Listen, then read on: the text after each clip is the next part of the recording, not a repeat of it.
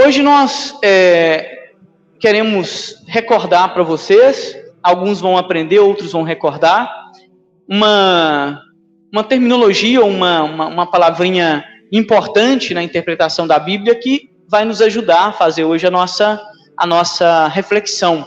A palavrinha prefiguração.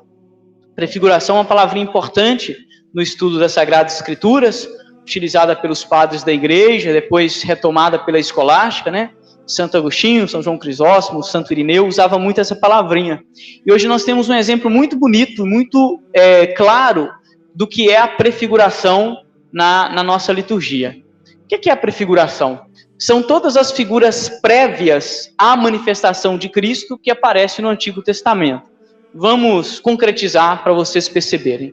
Por exemplo, os padres da igreja e a teologia dizem, né, e a igreja acredita, que o maná que o povo de Israel recebeu no deserto é a prefiguração do pão vivo descido do céu que nós recebemos aqui.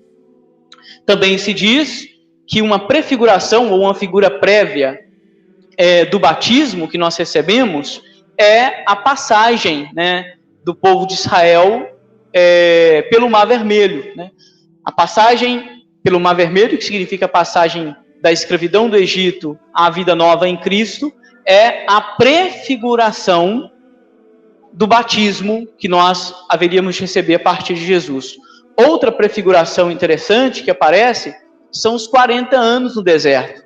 Os 40 anos no deserto, também a passagem da escravidão e do sofrimento à Terra Prometida, prefigura os 40 dias de jejum de Jesus no Novo Testamento.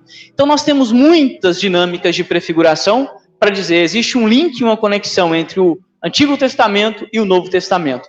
Isso não sou eu que estou inventando, isso é algo já consolidado na nossa tradição cristã.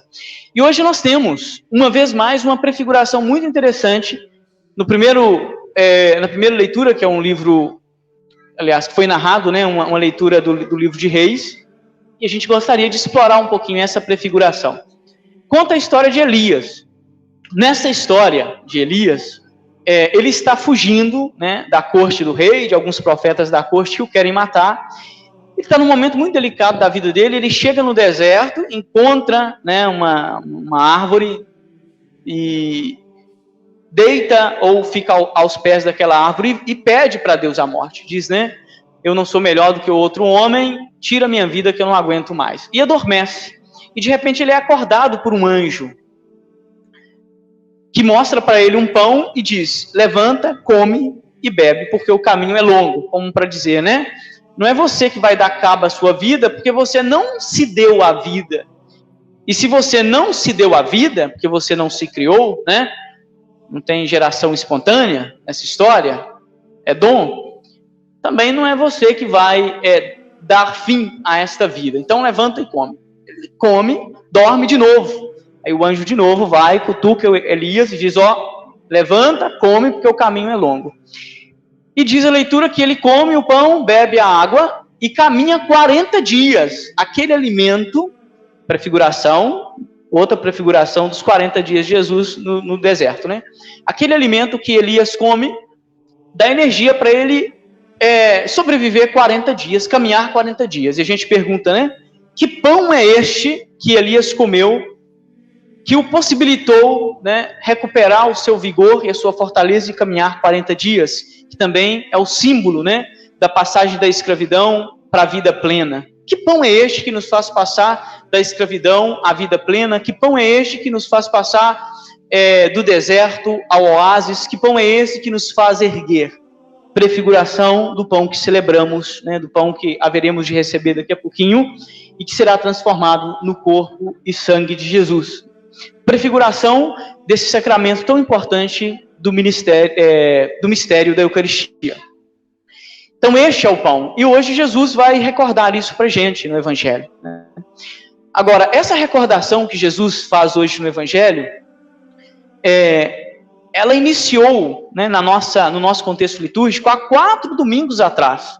E aí eu quero retomar frases dos 4 últimos domingos para vocês perceberem como que a nossa liturgia ela tem uma conexão, né?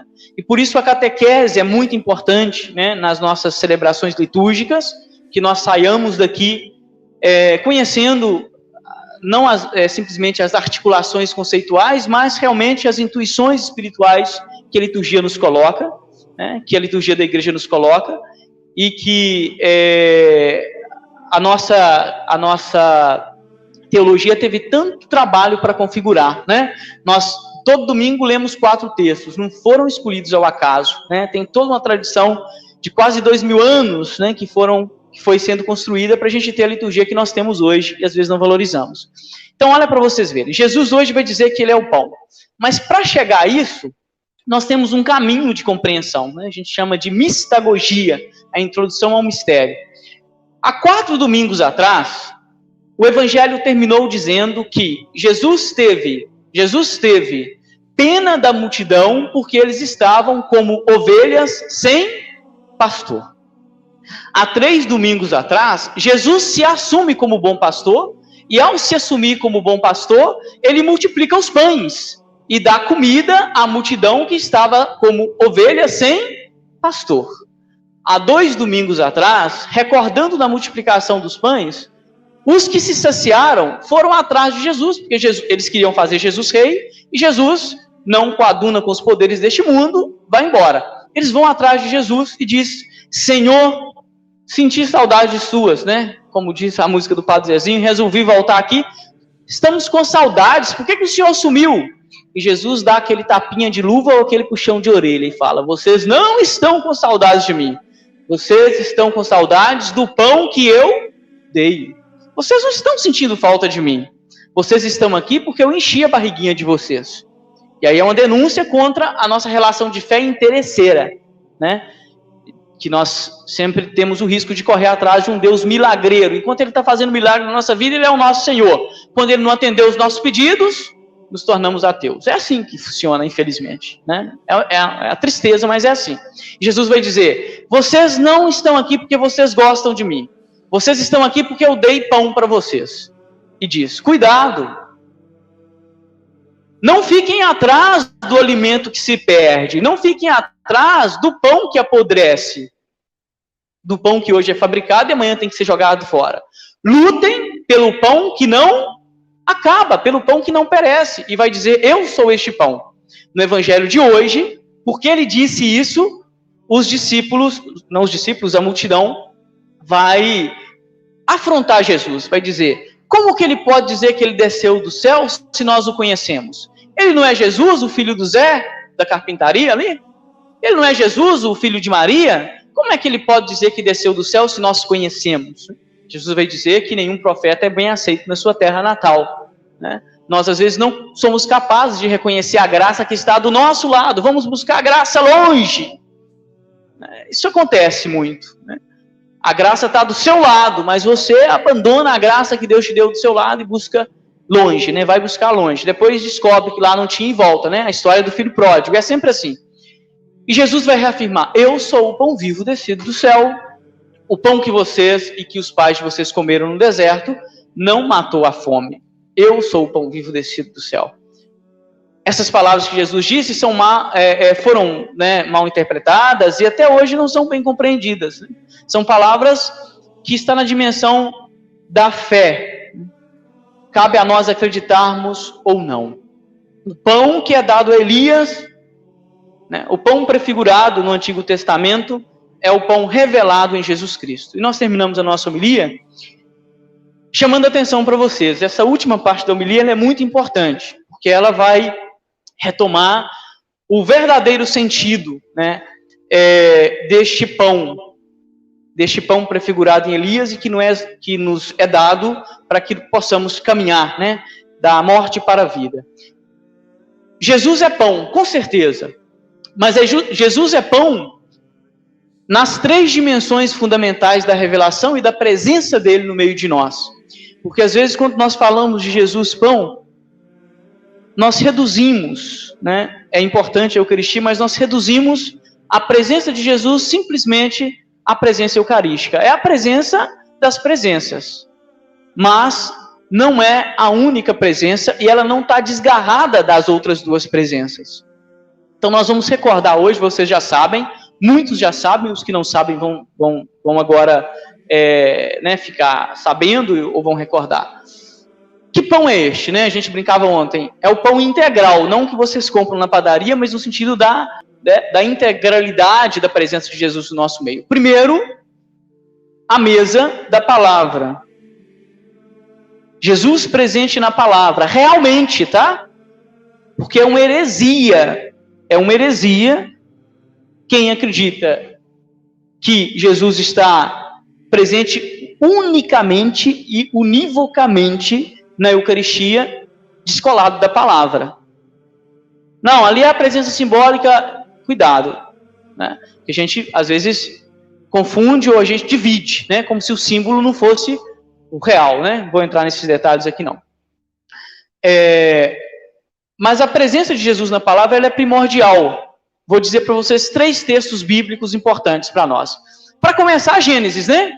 Porque Gênesis começa falando da palavra performativa de Deus. O que é isso, padre? Palavra performativa é aquela que cria. A única palavra que cria é a palavra de Deus, e nós somos feitos por ela, né? Fiat lux, e a luz foi feita. Não é isso que está escrito no Gênesis, não é isso? Né? A criação, né, ex nihilo, que os padres da igreja falam, a criação do nada, é feita pela palavra de Deus. A presença de Jesus e de Deus na palavra, a palavra criadora de Deus, é a primeira presença. É tão importante e tão primordial que João, no capítulo 1 do seu evangelho, vai dizer: a palavra se fez carne e... Vamos lá? A palavra se fez carne e... Não é a carne que se fez palavra, não. É a palavra que se fez. E ele vai dizer, no princípio era a carne. Não. No princípio era a palavra. Leiam as escrituras. No princípio era a palavra. A palavra era Deus, a palavra estava em Deus. E a palavra se fez carne e habitou entre nós. Então, a presença de Jesus na palavra é primordial. As pessoas falam assim, padre, cheguei na missa na hora do ofertório, eu posso comungar? Eu não vou entrar nisso aí, é com sua consciência. Agora, em teoria, a missa inicia com o sinal da cruz e não com o ofertório. Então, se você não comungou do pão da palavra, está faltando uma perninha, né? Primordial. Primeira presença de Jesus, a primeira presença de Deus na nossa vida, a palavra criadora. Essa presença está conectada a uma outra presença fundamental que nós não podemos esquecer, que é a presença de Deus no ser humano, na sua criatura de forma especial. Aparece em Gênesis, quando diz, o homem foi feito à imagem e semelhança. Ao olhar para o ser humano, eu me recordo do meu Criador, porque nós, e aí a gente precisa falar, não foi o seu cachorrinho, não foi o seu pet, por mais que eu goste de pet, não é ele que foi feito à imagem e semelhança de Deus. Por mais cuidado que vocês têm, né? Por isso, a gente fala, cuidado com quem cuida demais do pet e não está nem aí para o irmão. Porque imagem e semelhança, para quem crê, é só o ser humano. É só o ser humano. Imagem e semelhança. Deus presente no ser humano, porque nós somos feitos à imagem e semelhança. Isso é retomado de uma forma muito bonita na tradição judaico-cristã, mas no Evangelho, quando Jesus vai dizer assim, cuidado, porque o que vocês fizerem a um desses irmãos, é a mim que estão fazendo. Presença de Deus, né? Vai dizer, onde 2 ou 3 estiverem reunidos, eu ali estarei. Ou o vosso corpo é templo do Espírito Santo. Por isso a nossa fé não é jamais individualista. Salvação é individual, mas jamais individualista. Essa história de cristão que não participa da comunidade é a maior furada. Você pode ser budista, seja o que você for, mas que, aliás, dão muito valor à vida comum, né? E dão muito valor ao que é o ser humano, né? É uma espiritualidade que eu respeito muito, né? Respeito muito mesmo, um pouco que eu conheço. Mas nós, cristãos, temos mania de descolar a nossa fé da comunidade.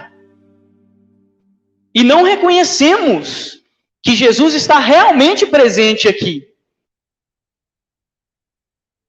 Se você não acredita que Jesus está presente na comunidade, também não deveria comungar. Comungar o corpo do Senhor em vão? O que é a comunhão? Né? Que a gente fala comunhão vã, ou comungar o corpo do Senhor em vão. Vocês já ouviram falar isso, né? Deus me livre de comungar o corpo do Senhor em vão. É quando você comunga o pão eucarístico, que é a presença de Jesus na Eucaristia, né? Ele mesmo diz, tomai e comei, este é o meu corpo, tomai e bebei, este é o meu sangue. Mas comunga este corpo meio que esquizofrênico, ou seja, desconectado da palavra e da comunidade. Você não está nem aí para o que a palavra diz, mas vem receber a Eucaristia. Você não está nem aí com quem está do seu lado, mas vem receber a Eucaristia. Espera aí. Não é isso que a nossa fé diz. A comunhão, no seu sentido integral, ela precisa partir dessa convicção da vivência da fé nas suas 3 dimensões, nas 3 dimensões da presença de Jesus conosco. É escutando a palavra, amando e valorizando a comunidade, o próximo, e aí sim, eu posso,